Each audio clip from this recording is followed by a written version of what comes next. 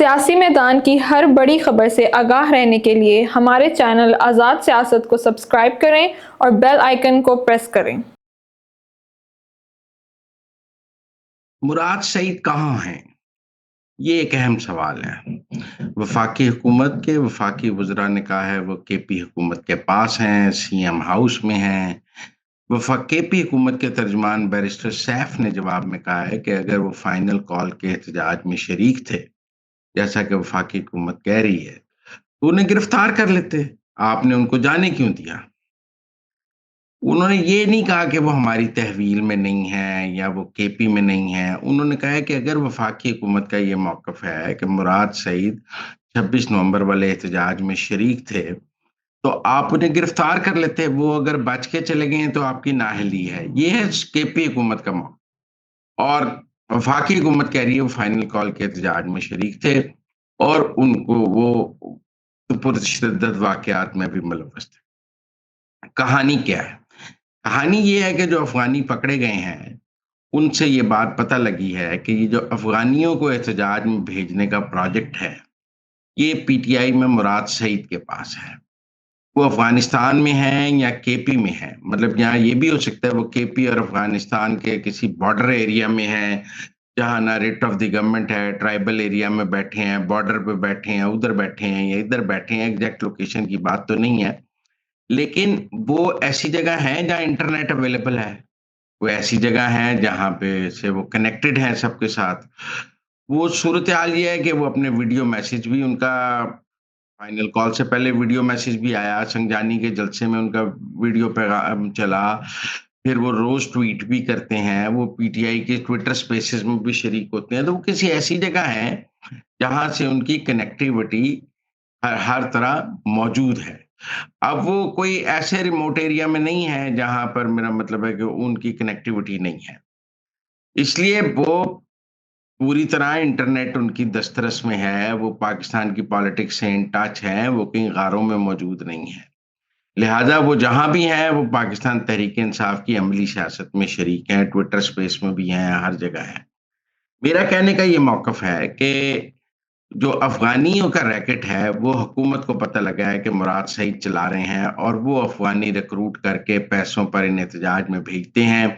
جو اس بار گنڈا پور کی گاڑی کو جن لوگوں نے گھیرا ہوا تھا اور جو اس کو جانے نہیں دے رہے تھے اور جو ڈی چوک کی بات کر رہے تھے اور جو تشدد کر رہے تھے، جن کے ہاتھ میں گنیں تھیں، جو جواب میں این کے لگا کے پھر رہے تھے، جو حکومت جو پولیس کو شکست دیتے تھے، یہ جو سارا ٹولہ ہے یہ مراد سعید فراہم کرتے ہیں تحریک انصاف کو، کیونکہ یہ عام سیاسی ورکر یہ کام نہیں کر سکتا۔ مطلب اگر آپ تحریک انصاف کے حامی ہیں، عام سیاسی ورکر ہیں، عام شہری ہیں، تو آپ پولیس کے ساتھ لڑائی نہیں کر سکتے۔ عام پٹھان بھی پولیس کے ساتھ لڑائی نہیں کر سکتا، اس کے لیے ٹرینڈ لوگ چاہیے جو پولیس سے لڑ سکیں، جو پولیس کو شکست دے سکیں، جو پرتشدد کر سکیں، جو آنسو گیس کو سے گوریلا وارفیئر ہے۔ مطلب آپ نے اٹک پر پولیس کو شکست دی، آپ نے سنجانی پر پولیس کو شکست دی، تو آپ کے پاس ٹرینڈ لوگ تھے نا، جو پولیس سے زیادہ ٹرینڈ ہیں، جن کو پولیس کو شکست دینا آتا ہے، جو ریاست کو شکست دینا جانتے ہیں۔ یہ جو واریئرز ہیں، یہ جو لڑنے والے لوگ ہیں، یہ مراد سعید لاتے ہیں۔ وہ خود احتجاج میں ہوتے ہیں یا نہیں ہوتے، پر یہ ایک مناسب تعداد میں ان لوگوں کو وہاں بھیجنا، ان سے کام لینا، ان کو ہدایات دینا، وہ کنٹرول میں بھی مراد سعید کے ہوتے ہیں، وہ رابطے میں بھی مراد سعید کے ہوتے ہیں۔ اور اس بار بھی جو ڈی چوک لے جانے والا سارا ڈرامہ تھا کہ جی گنڈا پور کی بھی نہ چلنے دیں، کسی عمر یوب کی بھی نہ چلنے دیں، کہ بیرسٹر گوہر کی بھی نہ چلنے دیں، اور بس گنڈا ڈی چوک، وہ مراد سعید کے لوگ تھے جنہوں نے گنڈا پور کو بھی یرغمال بنایا ہوا تھا۔ وہ بشرا بی بی سے رابطے میں تھے، بشرا بی بی کی مرضی سے وہ یہ کام کر رہے تھے۔ بشرا بی بی، سلیم سواتی، مینا خان اور مراد سعید، یہ گروپ تھا جو یہ سارا کام کر رہا تھا۔ تو اس لیے وفاقی حکومت نے مراد سعید پر فائنل کال کے احتجاج میں ملوث ہونے کے الزام لگائے ہیں، کیونکہ افغانیوں کا ریکٹ وہ چلا رہے تھے، اور یہ بات گورنمنٹ کو اب اس کے ثبوت مل گئے ہیں۔ اور یہ کوئی حیرانگی کی بات نہیں ہے، 9 مئی پہ بھی آڈیو کال موجود ہے مراد سعید کی، جس میں وہ کہہ رہے ہیں کہ آپ کو جگہیں بتا دی گئی ہیں، آپ ان جگہوں پر جا کر احتجاج کریں، مطلب تمام عسکری تنصیبات کی نشاندہی کر رہے تھے۔ اور 9 مئی کو جو ہوا اس کی قیادت بھی مراد سعید کے پاس تھی، لوگوں نے کہاں پہنچنا ہے، کہاں آگ لگانی ہے، کیا کرنا ہے، وہ سارا کچھ بھی مراد سعید دیکھ رہے تھے، اسی لیے وہ غائب ہیں، مفرور ہیں، اشتہاری ہیں۔ اب جہاں تک کے پی حکومت کی بات ہے کہ جی وہ ہمارے پاس نہیں ہے، تو کے پی حکومت کو دودھ کی دھلی ہوئی حکومت نہیں ہے۔ حماد اظہر ان کے پاس نہیں ہے، وہ بھی تو مفرور ہیں، اشتہاری ہیں۔ میاں اسلم اقبال ان کے پاس نہیں ہے، وہ بھی مفرور ہیں، اشتہاری ہیں۔ حماد اظہر نے بھی سنجانی میں بھی خطاب کیا، بلکہ لاہور میں بھی خطاب کیا، اور کے پی کے پروٹوکول میں وہ واپس بھی چلے گئے۔ تو آپ یہ کہنا کہ جی کے پی میں تو کوئی مفرور نہیں ہے، لہذا مراد سعید بھی نہیں ہو سکتے، میں یہ بات نہیں مانتا۔ کے پی حکومت کے پاس تو تحریک انصاف کے سارے ہی مفرور اور اشتہاری اس وقت کے پی حکومت کے پاس ہیں، ان کے سرکاری پروٹوکول میں رہ رہے ہیں۔ انہوں نے کے پی حکومت نے کون سا اعلان کیا ہے کہ تمام مفرور اور اشتہاری کے پی سے چلے جائیں، ہم مفروروں اور اشتہاریوں کو پناہ نہیں دیں گے؟ وہ تو تحریک انصاف کے تمام مفروروں اور اشتہاریوں کو پناہ دے رہی ہیں، اور یہ ان کی سرکاری پالیسی ہے، سرکاری پروٹوکول میں پناہ دے رہی ہے۔ تو اس لیے میرے یہ خیال میں کہ بیرسٹر سیف کا موقف کمزور ہے۔ مراد سعید 26 نومبر کو جو تشدد واقعات ہوئے ہیں ان میں ملوث ہیں، ان کے وہ لوگ انہوں نے بھیجے ہوئے تھے اور وہ ریکٹ وہ چلا رہے تھے، اسی لیے حکومت کے خیال میں گنڈا پور کا اتنا قصور نہیں ہے جتنا مراد سعید کا قصور ہے، بشرا بی بی کا قصور ہے، مینا خان، بابر سلیم سواتی، یہ ایک گروپ تھا جس نے سارا ہائی جیک کیا ہوا تھا، جس کو لاشیں چاہیے تھیں، جو پرتشدد واقعات کر رہا تھا، جو انسٹیگیٹ کر رہا تھا، جو گورنمنٹ کو جو ٹیک اوور کرنا چاہتا تھا اسلام آباد، جو ان کا خیال تھا کہ اسلام آباد پر قبضہ کر لیا جائے، اس سارے کا پیچھے ماسٹر پلانر کے طور پہ مراد سعید موجود تھے، اور وہ لڑنے والے لوگ مراد سعید نے فراہم کیے تھے۔ اسی لیے اطاعت آرڈر اور وفاقی وزراء نے ان کے حوالے سے پریس کانفرنس کی ہے، کیونکہ ایسے شواہد اب حکومت کو اور حساس اداروں کو ملے ہیں کہ مراد سعید اس سارے میں ملوث تھے۔ جہاں تک یہ خبریں ہیں کہ عمران خان کو جی ایچ کیو لے جا کر ایک چھوٹے سے سیل میں رکھا گیا ہے، میں یہ خبریں نہیں مانتا، یہ غلط ہے، کیونکہ کوئی تاحیات تو آپ عمران خان کو جی ایچ کیو کے اس سیل میں نہیں رکھ سکتے نا۔ بالآخر ان کا ریمانڈ ختم ہو گیا ہے، آج ان کی ہیئرنگ ہے، آج وہ میڈیا کے سامنے مطلب وہ ہیئرنگ ہے، پھر واپس وہ اڈیالہ جیل میں آئیں گے ہی، تو وہ آ کر ساری کہانی بتا دیں گے کہ مجھے لے جایا گیا، یہ خفیہ تو رہ ہی نہیں سکتا۔ تو اس لیے میرا یہ خیال ہے کہ عمران خان اڈیالہ کے اندر ہی تھانہ نیو ٹاؤن کا ایک تھانہ بنایا گیا تھا، اس کے اندر ہی وہ وہیں اپنا ریمانڈ کاٹ رہے تھے۔ یہ بات ضرور ہے کہ ریمانڈ کے دوران چونکہ جیل قوانین لاگو نہیں ہوتے، اور عدالتوں نے جیل میں ملاقات کے حوالے سے جو آرڈر دیے ہوئے تھے وہ تھانے پر لاگو نہیں ہوتے تھے۔ اب چونکہ وہ تھانے کی تحویل میں تھے تو جیل والوں نے کہا جی ہماری تحویل میں نہیں ہے، اور وہ تھانہ بھی جیل کے اندر، اڈیالہ جیل کے اندر ہی بنایا گیا تھا، وہ اپنے اسی سیل میں موجود تھے، اسی سیل کو تھانے کا احاطہ ڈکلیئر کر دیا گیا تھا، تو وہ کہیں غائب نہیں تھے۔ یہ ضرور ہے کہ عدالتوں نے جو عمران خان سے ملاقاتوں کا سہولت کاری کی ہوئی تھی وہ تھانے پر لاگو نہیں تھی، تو لہذا گورنمنٹ نے ملاقاتیں نہیں کرائیں، تھانے میں ملاقاتوں کی اجازت اس طرح نہیں دی گئی، اور جس طرح جیل میں حاضر تھی تو وہ واپس ریمانڈ ختم ہوگا، واپس جیل تحویل میں آئیں گے تو واپس وہاں آ جائیں گے۔ مطلب یہ کہنا کہ جی وہ جی ایچ کیو کی تحویل میں چلے گئے تو یہ بات کوئی سیکرٹ رہ سکتی ہے؟ یہاں تو ان کا ملٹری ٹرائل ہوگا، اس کے لیے بھی ایک قانونی راستہ ہے، فوج کو غیر قانونی کام تو کر نہیں سکتی، کم از کم عمران خان کے حوالے سے تو نہیں کر سکتی کہ ان کو جی ایچ کیو لے جا کے کچھ سزا دے دے، مار دے، اس طرح کا تو ممکن نہیں ہے۔ لہذا میں سمجھتا ہوں کہ قاسم سوری صاحب چونکہ اب پاکستان سے بہت دور رہتے ہیں اور وہ پاکستان چھوڑ گئے ہوئے ہیں اور امریکہ میں ہیوسٹن میں رہتے ہیں، تو وہاں بیٹھ کے ڈس انفارمیشن پھیلانا، اور بھی عادل راجہ، قاسم سوری، یہ سب ایک چیز ہو گئے ہیں، اور ان کا ہر وقت ایک ہی ہے کہ کسی طرح فوج کے خلاف ٹویٹ کیے جائیں، فوج کے خلاف نفرت پیدا کی جائے۔ یہ عمران خان کے یہ حامی نہیں ہے، یہ عمران خان کے دشمن ہے۔ اگر کل کو کبھی تحریک انصاف کی تاریخ لکھی جائے گی تو یہ لوگ جو عمران خان اور فوج کی لڑائی کرا رہے ہیں، جو روزانہ فوج کے عمران خان کے حامی بن کر فوج کے خلاف ٹویٹ کرتے ہیں، ان کو عمران خان کے دشمنوں کی فہرست میں لکھا جائے گا کہ عمران خان کی سیاست کو تباہ کرنے والے یہ لوگ تھے، جن میں مراد سعید بھی ہوگا، جن میں قاسم سوری بھی ہوگا، سلمان ہوگا، عادل راجہ ہوگا، مہدی ہوگا، محیط پیرزادہ، یہ سب لوگ جو فوج اور عمران خان کے خلاف روز لڑائی کراتے ہیں. یہ پاکستان کے اندر تحریک انصاف کا کوئی لیڈر یہ کام کرنے کو تیار نہیں.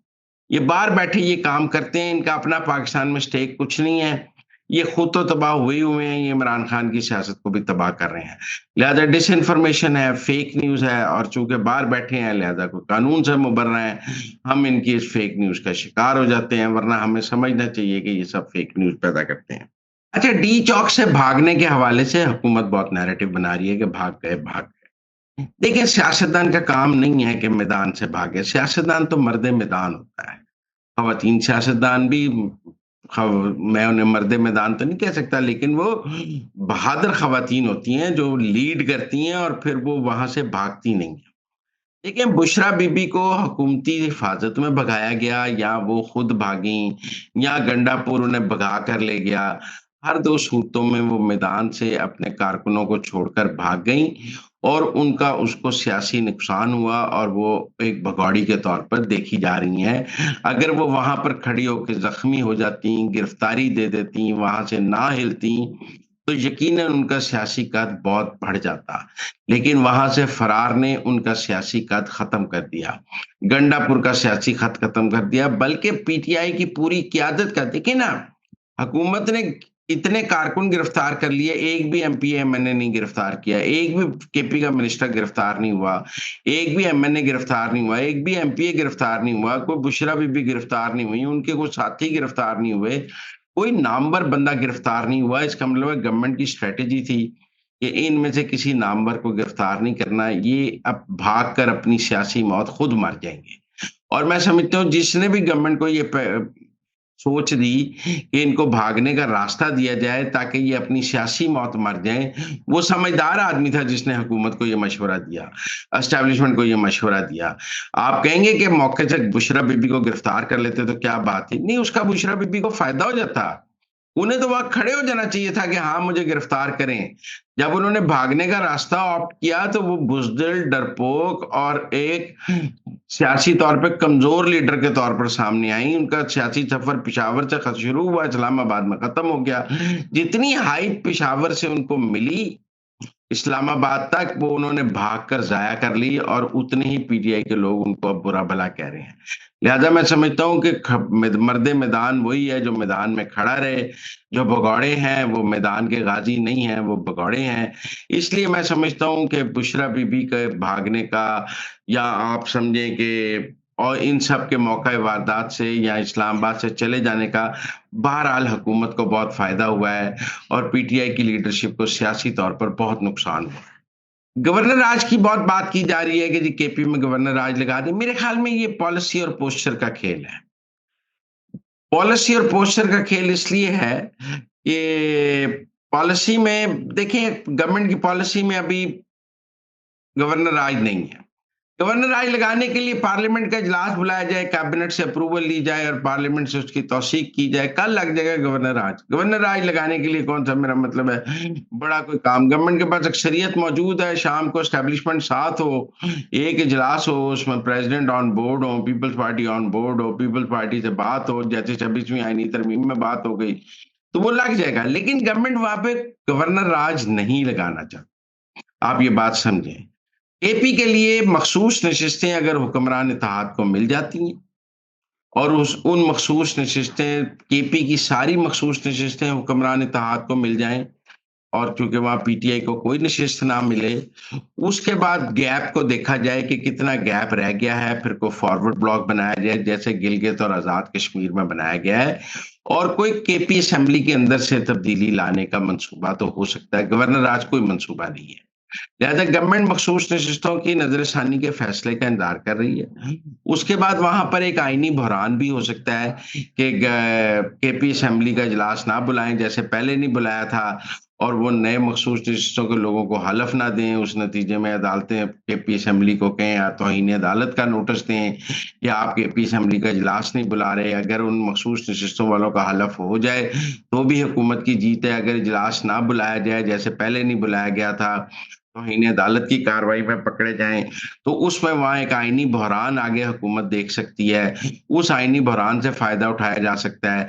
लेकिन मुझे लगता है हुकूमत और एस्टेब्लिशमेंट के जो प्लान्स हैं, उनमें गवर्नर राज नहीं है। उनमें अदम-ए-एतमाद तो ऑप्शन हो सकता है, जैसे गिलगित में हुआ, जैसे आज़ाद कश्मीर में आप देख सकते हैं कि बेशक आज़ाद कश्मीर में प्राइम मिनिस्टर पीटीआई का है, लेकिन वो 26 नवंबर के एहतजाज में कोई शरीक नहीं थे, कुछ नहीं था। गिलगित में चीफ मिनिस्टर भावे कि पीटीआई का है, लेकिन वो अब गवर्नमेंट के और एस्टेब्लिशमेंट के साथ चल रहे हैं।